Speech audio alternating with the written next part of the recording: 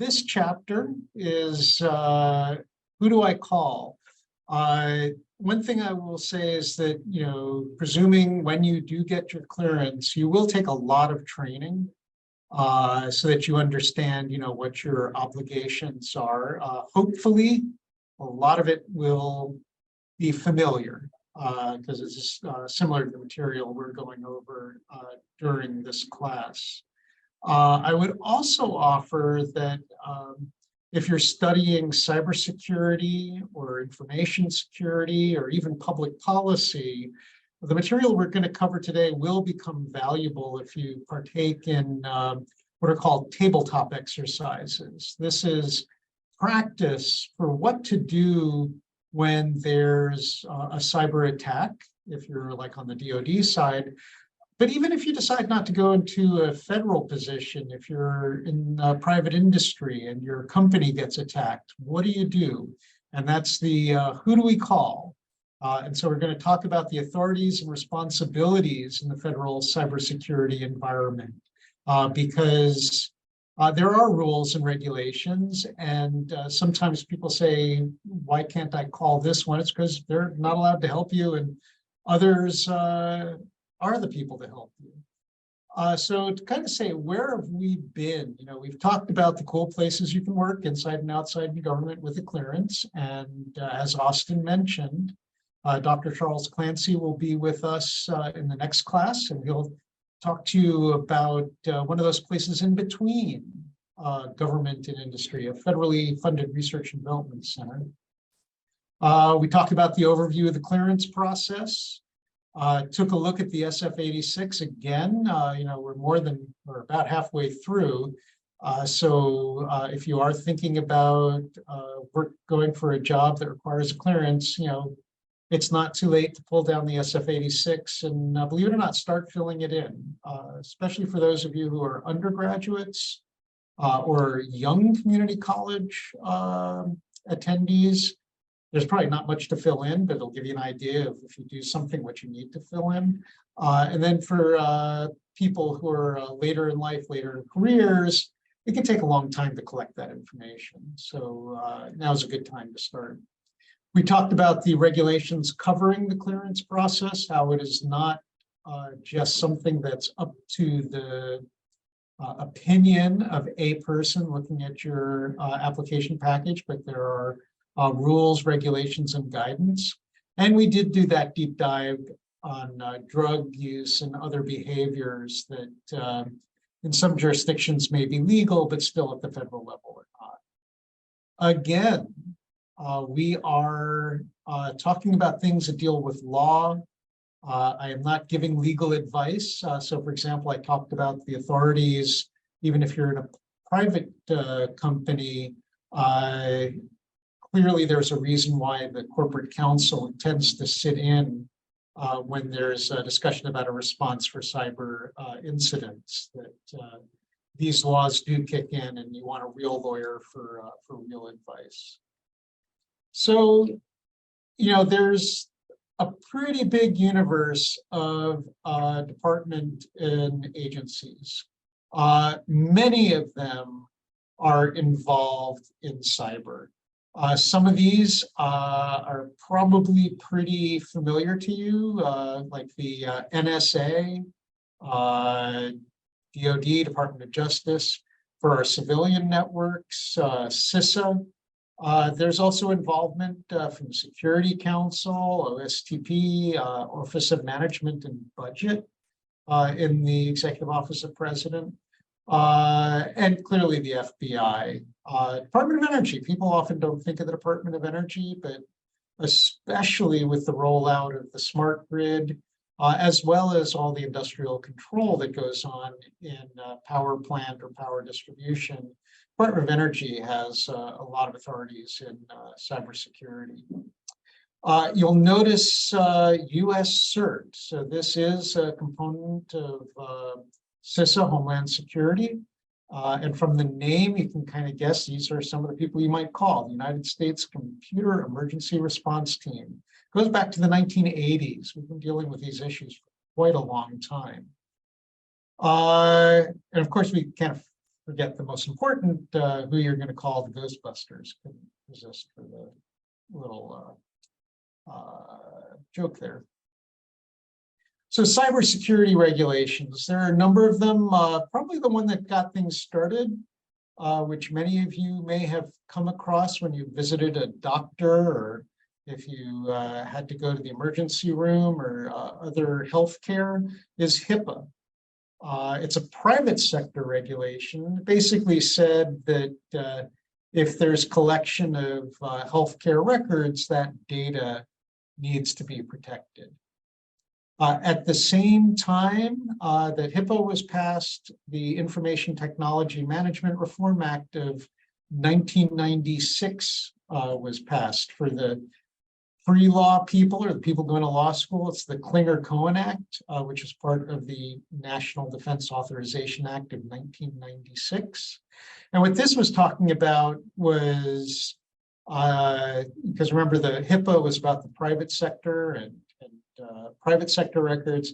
This is where public sector records start to have some cyber regulations, and saying that the Office of Management and Budget has oversight. And there's a document called Circular A130.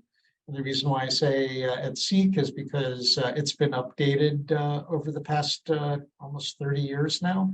But that governs how the federal systems need to take care for cybersecurity. The Gramm-Leach-Bliley Act of 1999 extended, so now it's not just healthcare that has to care about cybersecurity, but it's the financial services industry has to care about security. And as well as things, this is kind of the basis that we have things like breach notification laws. The big one for federal agencies was FISMA, the Federal Information Security Management Act. Now, this was covering federal civilian agencies. So DoD, for many reasons and historically, has been separate. Part of that is the threat surface. DoD is under attack constantly by our foreign adversaries. And those adversaries may also attack our critical infrastructure. But the civilian agencies, it's more about privacy and continuity of operations. There have been many cybersecurity regulations that get embodied in the National Defense Authorization Act.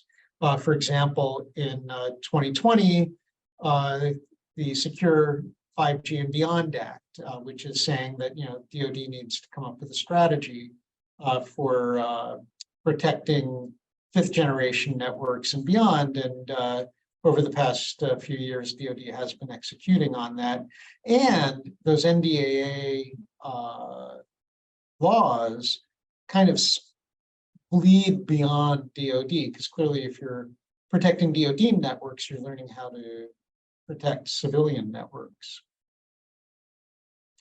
So if we go back to FISMA, back to 2002, so who is responsible for civilian agencies implementation? It's the Office of Management Budget.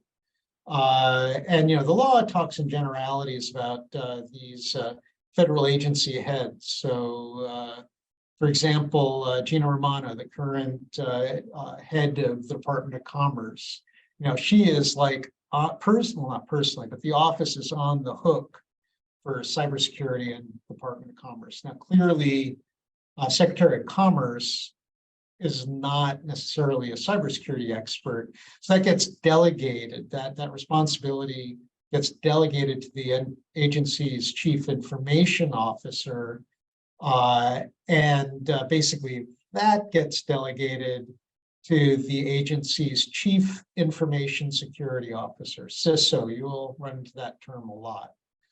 The other thing that the Office of Management and Budget does is they convene a council of federal CIOs. This is the chief information officers from most of the executive branch agencies, departments and agencies. And again, they will typically have like a CISO council as well.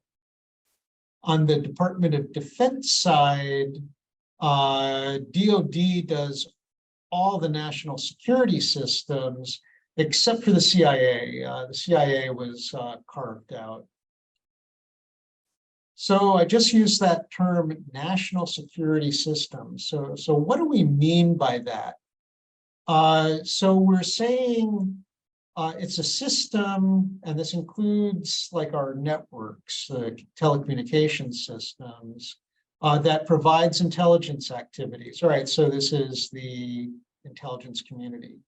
Cryptologic activities related to national security. Recall, these laws come from the 1990s, 2000s, when encryption technology really was a munition. It really was secret sauce how to encrypt things.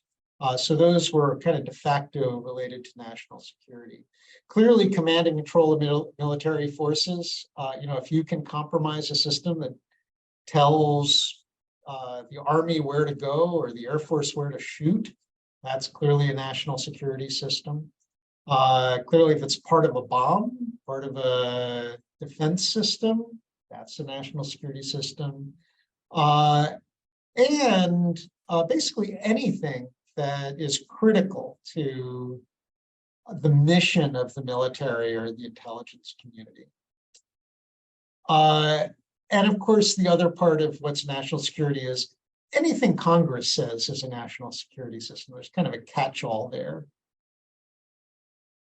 So what are the responsibles? We said that the Office of Management and Budget has responsibility for the civilian systems. So what OMB needs to do, because remember, they're lawyers and accountants, right? They're, for the most part, there are a few cyber experts there, but for the most part, they're lawyers and accountants. The civilian agency responsible for security is NIST, National Institute of Science and Technology.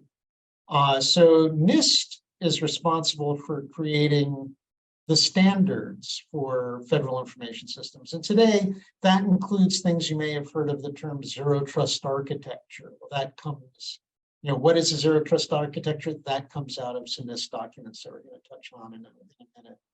And then again, I've mentioned OMB Circular A130. There's this document that's in fact now just been updated again called the NIST Framework. What is a reasonable cybersecurity program? Well, NIST worked with academia and industry, its federal partners, came up with a document that, well, this is what a reasonable approach to cybersecurity is. And so OMB basically says, all right, we've got this standard. Hey, federal governments, federal civilian government, you need to follow it. This is where the authorities come for NIST to do that work. Basically for non-national security systems, we talked about national security systems. So everything that's left over, Department of Agriculture, the Internal Revenue Service, Department of Education, these are non-national security systems.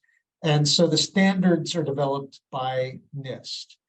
Now, one thing that NIST does is, just as we've separated out nuclear launch codes from your taxes, we also kind of separate out all of your personally identifiable information that could grab all your credit and put you out of work versus you attended a meeting at the White House.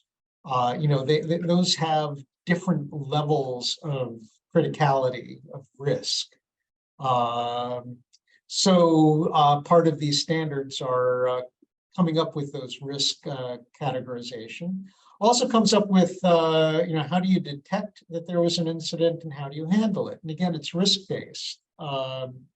If it's a lot of that personally identifying information, or if it's information that could compromise the operation of the government, that requires a pretty fast response and a serious response. The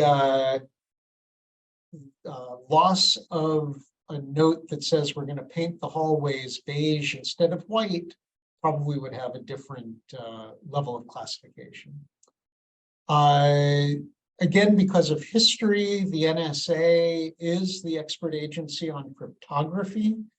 And the NSA being part of the Department of Defense, that is part of, they're involved with helping to develop the guidelines for identifying a national security system. Because remember, national security system kind of includes a lot of things that lead into critical infrastructure. So it might not be obvious. On the one hand, you might say Department of Energy, how is that national security system? So remember, Department of Energy runs our nuclear plants. So that's clearly a national security issue. So again, that there's someone who's responsible for coming up with those definitions. Let's talk a little bit about the cybersecurity framework. So there was an executive order and then a law passed in 2014. And the idea was creating this voluntary framework for reducing cyber risk. Now, and notice it says to critical infrastructure, because again, the subject for today are laws and authorities. No one wants the federal government to come into your living room and tell you what you can and cannot do on your computer.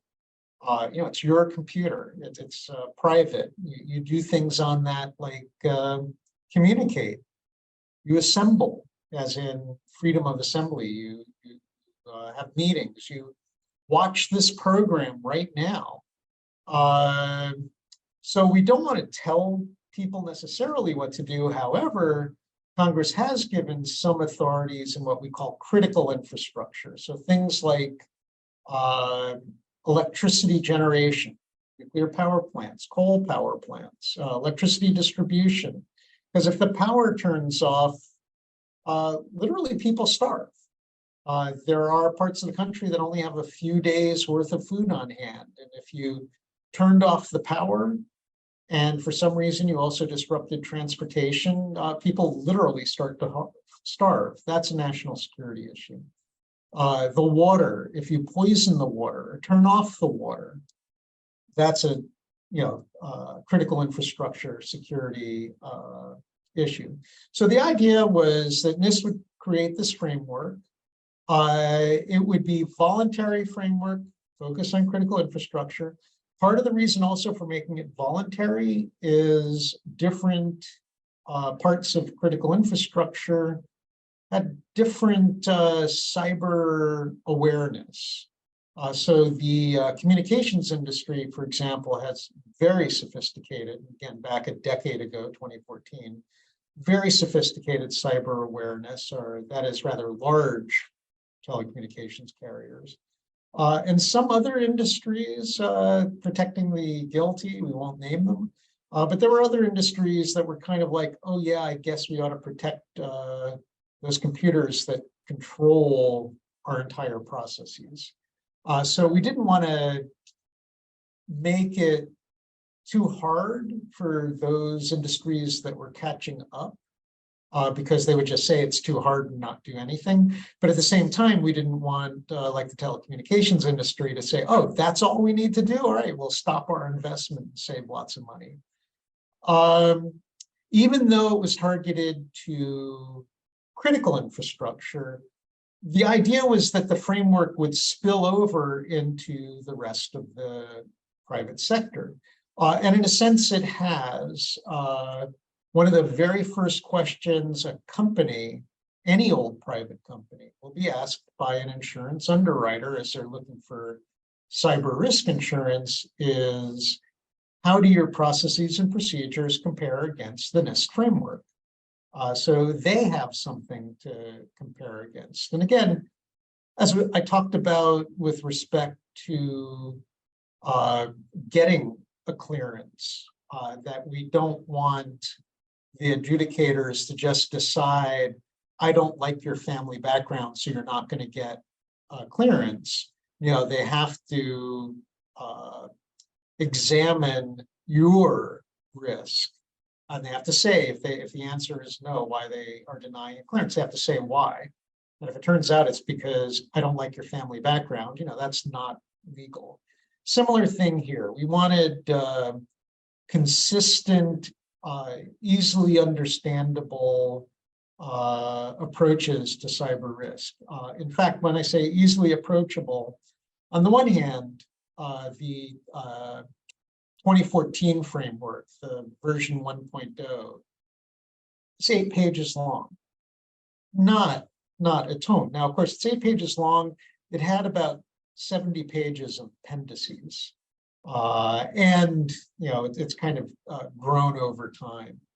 And so there are various profiles that have been created for like positioning, navigation, and timing, enterprise resource management, different parts of manufacturing, federal agencies.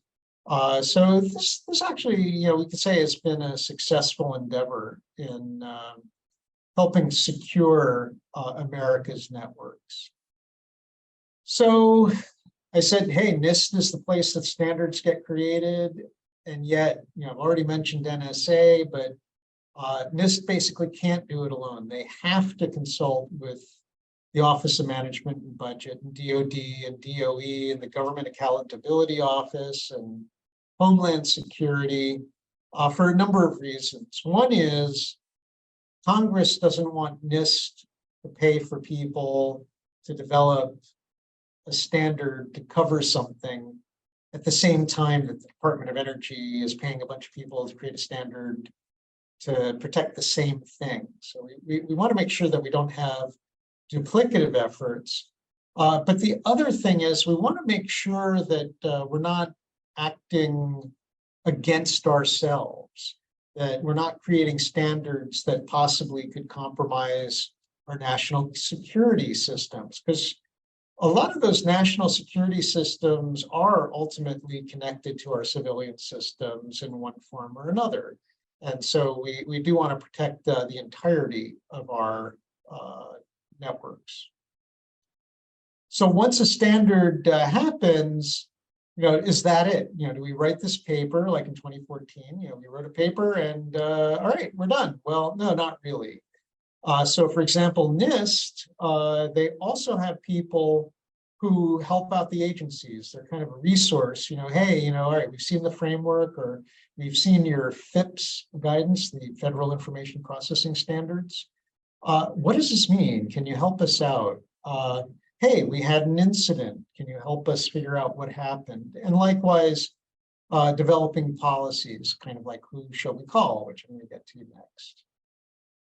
NIST also continuously does research on the kinds of vulnerabilities and how do you implement cost-effective information security. And that's important because cybersecurity researchers often complain, wow, I've come up with this perfect system that would catch all attacks. Nothing would get through. And it costs all the resources of North America to implement. Well, clearly you can't spend all your money on cybersecurity. You got to spend money on doing stuff. So more cost-effective ways of doing things are always out there. A lot of professors here work on that. Constantly looking at what's in the way of deploying information security. It's not always technology. It can often be money. It can sometimes be policy. NIST is supposed to evaluate how the federal government implements information security. And they're also supposed to be monitoring what's going on in the private sector. It's to get not, oh, this is what the government thinks and tell industry what's going on. But in fact, industry invests quite a lot in best practices in information security. So they're looking constantly to see what innovation is going on in the private sector and can they bring that into the public sector. But in general, we'd say NIST is the lead agency for information security research. So who are you going to call? Literally, I should put it up. I'll have to note it for the next time I do this. You can literally call US CERT. It's online. It is literally a center. It's been run out of Carnegie Mellon University for decades. They consult with NIST. They manage things with NIST and CISA, like the vulnerability database. So you might have heard, there's a breach, and they say, "Oh, that was an issue that we knew about." How did we know we knew about it? Because it's in this database of known vulnerabilities. So who does the private sector call? Well, if it's critical infrastructure, meaning, and there's a legal definition, which I don't believe I'm going to get into, but critical infrastructure includes energy distribution, energy generation, water, sanitation, communications network, financial services networks. Who do they call? Well, they can call US CERT.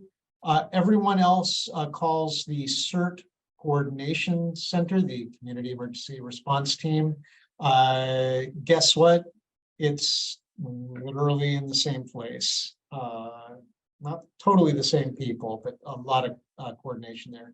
And some of the differences is we do a lot of information sharing, and we do a lot of information sharing with our international partners. Once you talk international, you talk with the government. So that's kind of the US CERT level, and then they will, keep CERT CC and apprised, and CERT CC will, let US CERT knows, hey, we're seeing these attacks, maybe against internet providers. I'll feed that up. President Obama issued PPD 41, the United States Cyber Incident Coordination. Basically, the idea here was to coordinate the federal response to an incident. And this is where policy and law got in the way of keeping America's secure. Because, a company gets hacked and they go, "Oh my goodness, who do we call?" CISA, Information Security Agency. They call up CISA. CISA takes it all down. And by the way, CISA runs these entities called information sharing and analysis centers. So, hey, when the financial services industry got hacked around 2014, it was a nation state actor, and they were attacking the big banks one after the other. They would call, DHS and say, "Hey, this is going on, great." And DHS would go, "Oh, hey, you know what? That's also some criminal activity. You better call the FBI." And so they'd call the FBI, and the FBI was like, whoa, tell us what's going on here. We don't know. And they're like, "Well, we just spent, a day telling DHS what was going on." And they'd say, "Yeah, that's great. But, privacy laws say they can't tell us what you've told them." And so this executive order, or this presidential policy directive was executed that basically said, you know what, for cyber incidents, they can share. And oh, by the way, in fact, don't call DHS first, call the FBI first. And then FBI would, deal with the other agencies. What triggered that was the SolarWinds attack, the supply chain attack. And that basically, PPD 41 created this thing called the Cyber Unified Coordination Group. So FBI, criminal part, and also counterintelligence. CISA, protect our civilian networks. And the Office of the Director of National Intelligence, because the intelligence community needs to figure out who's doing what to whom. If you look at like the Washington Post articles on SolarWinds, if you Google it, they'll talk about, wow, the National Security Council spent the entire weekend working on coordination for the SolarWinds attack. And so what did we learn from that? What we learned from that is, hey, we need these three, the criminal enforcement, civilian, and intelligence community all together so that we can have a coordinated response to an attack on our infrastructure. A lot of small print here, but one of the things that the United States led in, now more countries around the world are this way, but still not this way throughout the world. Critical infrastructure in many countries are owned by the government. So the government has total control. They can tell, the power company what to do because they're owned by the government. It's your boss talking to you. In the United States, most critical infrastructure is private, but it is also regulated. A lot of it is regulated because they're what are known as natural monopolies.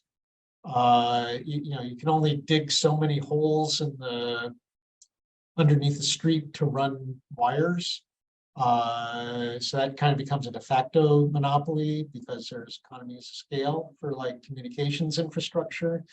For power distribution, really, really inefficient to have every electric generating company have a whole bunch of power lines going to all the houses who might want it. Much better to have one power grid. And in the United States, those grids are for the most part privately owned, but obviously, again, I said power goes out, people starve. So for two reasons, one is we don't want those private companies to seek monopoly rents. But the second, they need some oversight to ensure like proper investment in things like cybersecurity. So you can see an evolution, and in fact, I'll just do the headline: Clinton, Bush, Obama, Trump, and we did see, we have to update this, Biden. These are bipartisan issues. Nobody wants the lights to go out while they're president.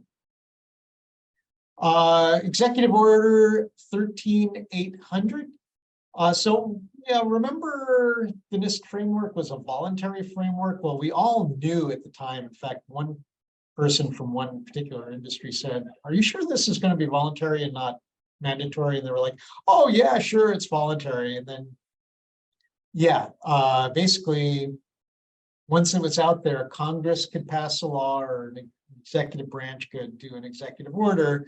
In this case, it mandated federal agencies to use this framework. That's actually entirely reasonable. And then they encouraged the critical infrastructure sector to use this framework. At that time, there was what was known as the Mirai botnet, which was a denial of service attack run through baby monitor cameras. One of the things that came out of this executive order was the botnet report. And it also leaned on a stick. So remember I said encouraging use of the framework, but then they said, oh, look, the Sarbanes-Oxley Act and the Bob, but I can't remember the Gale Bob. Graham-Leach-Bliley, the Graham-Leach-Bliley, which were two laws targeted towards the financial sector. It's like, oh yeah, that has like mandatory reporting, and in fact, we can put in there, part of your mandatory reporting is what are you doing against the NIST framework. 1428. What this one did is it said, hey, we're better off sharing threat intelligence. So, for example, I remember holding a workshop with a couple of telecommunications carriers, and one carrier said, oh, well, we invest in cybersecurity, and if someone else doesn't invest in it, too bad for them. Let them get attacked, because then customers will come to us, the market in action. And you might think in a free market economy that would work, except kind of doesn't. Because like the next person said, yeah, we got attacked with this particular attack, and this was signature, this would happen. And then the first one said, oh yeah, I wish you had told us about that. We had the same attack like 2 weeks later and we had to deal with it. It's like, well, wouldn't you have been better off to share? Because yes, that first one attack had to spend resources to figure out what's going on. The second enterprise could have just prepared for the attack, but it happens to everybody, and on average, it kind of smooths out. So what this executive order did, again, they can't tell private companies what to do, but it told the executive agencies to share threat intelligence. And what the government can do is it can't tell a private sector company what to do, but it can say, oh, I'm going to give you a contract. I'm going to pay you. And by the way, one of the terms of that contract is you have to share cyber threat intelligence. Then, well, since they're getting paid for it. Another thing that happened was advancing zero trust architectures. This concept that we trust no network inherently. We only trust the users themselves, and that everything needs to authenticate itself at the time of usage. And as well, to use more automated tools for detecting attacks. There's this concept called FedRAMP. This was for the move to the cloud. Instead of every agency having to figure out, is that cloud service secure? There could be a single certification of that cloud service. And once it's certified by one agency, it's certified by all. Sound familiar with our discussion of getting a clearance? And then a whole bunch of other actions, really with the goal of raising the security posture in the United States. NDAA 2021 created the Office of the National Cyber Director, so that we have, a person who really their job is to advise the president. What does that translate into English? They're informing the whole of the federal executive branch on cybersecurity policy and strategy. So if that was easy and obvious, here's a little eye test. Now, I would offer take down that URL at the bottom if you do end up in the federal cyber side with your cleared jobs. And even actually, if you go in the private sector and have a cybersecurity related role, it's a PDF, but it's a live PDF. So on the one hand, this says how to build and operate a trusted Department of Defense information network. And yes, this is kind of the DoD corner. So we talked all about the federal side, the civilian side. Zooming in on the DoD side, these are all the laws. So that's the Title 10, Title 14, Title 40, Title 18. Those are all laws.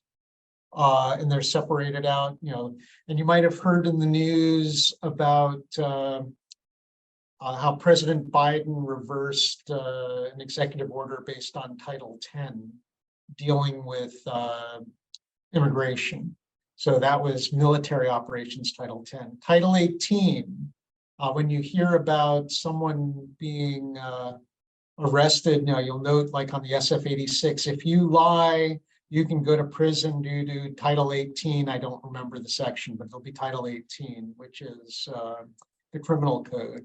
Title 50, intelligence community operations. In fact, again, if you do one of these like Cyber 912 simulations, the tabletop simulations, it's really important.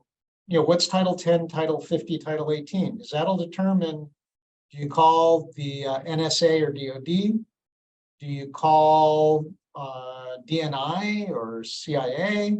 Or Title 18, you call the FBI. Again, most of you, if you end up in DoD, it'll be obvious.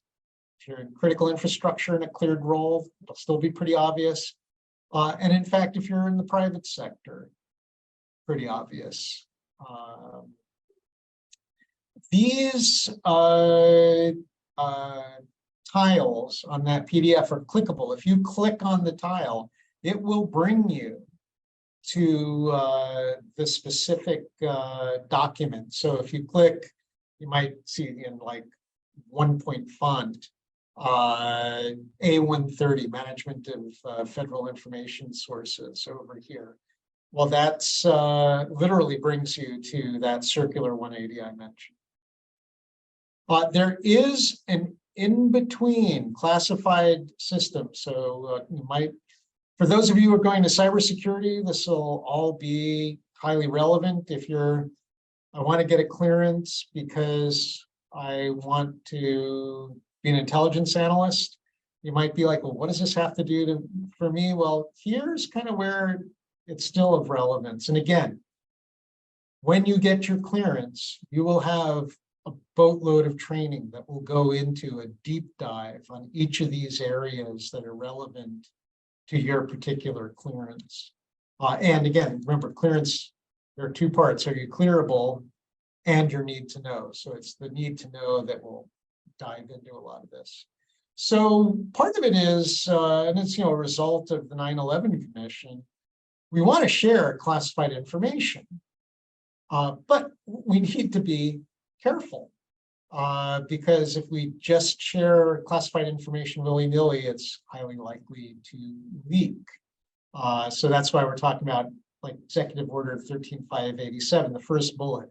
We want responsible sharing, but we want to do it securely. Insider threats, you might notice that date. That was a year before Edward Snowden. So you can imagine there have been a bunch coming out after that particular executive order. Oh, one thing I did want to point out, DPI, for those of you not studying network security, that's Deep Packet Inspection.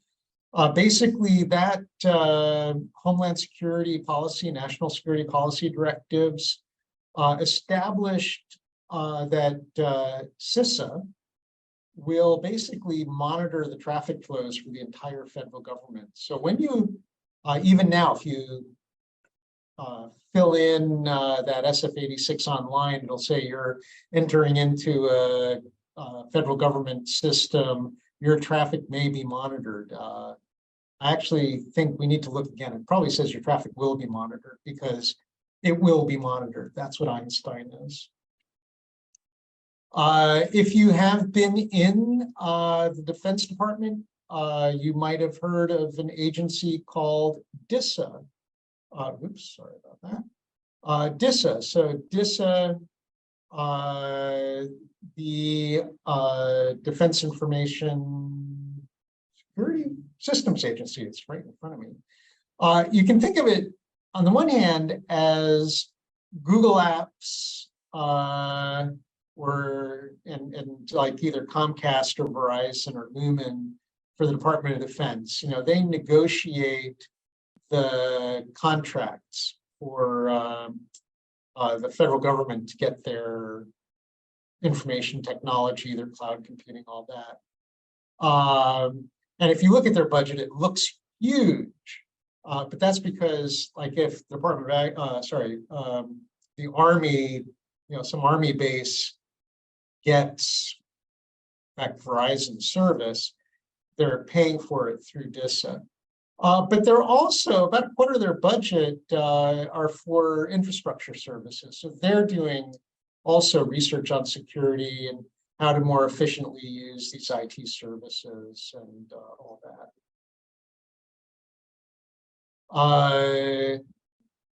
Crime. So that same policy directive created the National Cyber Joint Task Force. Again, a combination of the intelligence community and the FBI. The USSS is the United States Secret Service. You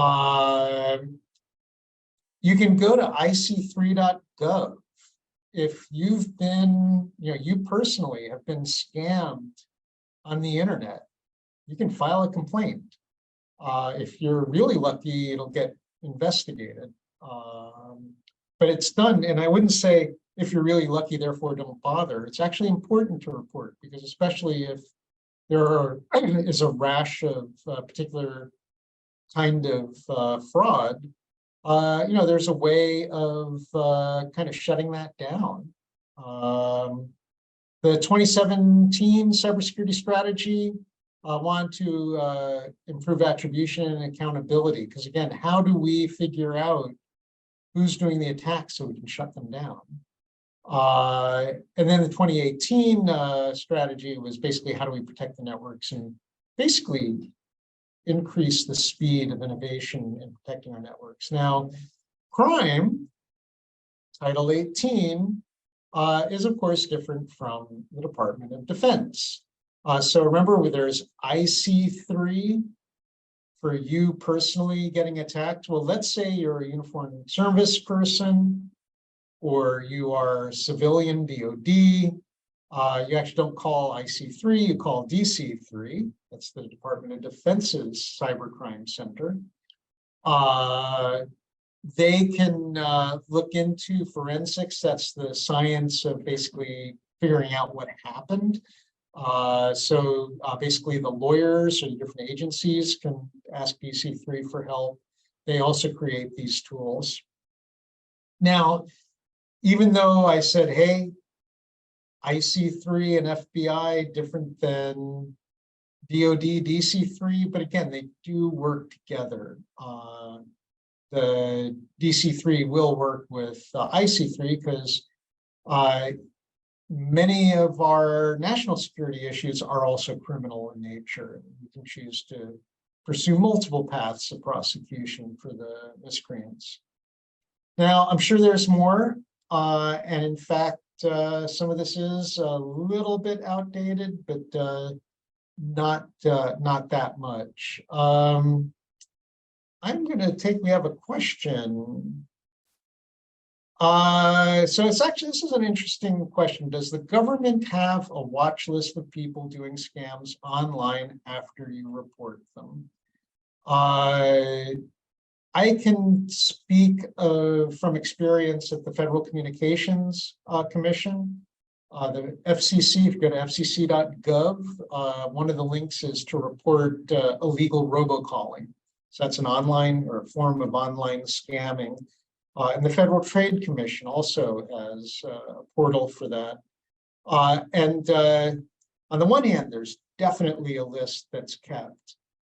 On the other hand, is it of the people doing the scam? Well, remember, the idea is to catch, prosecute, put these people in prison. In the case of the FBI and the State Attorney General, find them into bankruptcy in the case of the FCC and FTC. So if we actually had the watch list of people, that means they're subject to investigation. And in a sense, we do have a liberal democracy. Because you've been accused of a scam doesn't mean you're convicted of a scam. So hopefully, if someone is of interest, they get investigated. And if they really are doing scams, they get arrested, prosecuted, convicted, and reformed. And we also hope that we're not just keeping a list of people that we don't like, and therefore we watch them and all that. Little reminder, when you have your clearance, expect to be monitored. You probably won't be, but you probably could be. You should assume you are. Again, it depends on where you're at and what you're doing. Right now, we have no open questions. So if I go to what's going on, as Mr. Shook mentioned, we have Dr. Charles Clancy, General Manager, basically, of innovation at the MITRE Corporation. It's a federally funded research and development center, but he's going to talk about more than just MITRE. He started out at the NSA, doing a lot of really interesting work protecting basically our people in the Middle East during the Middle East wars. And he was a professor at Virginia Tech, and we do have to tip our hat. The Commonwealth Cyber Initiative basically is his brainchild. So not seeing any further questions, I will hand it over to Austin. But thank you, Eric, and we look forward to seeing you all on July 26th.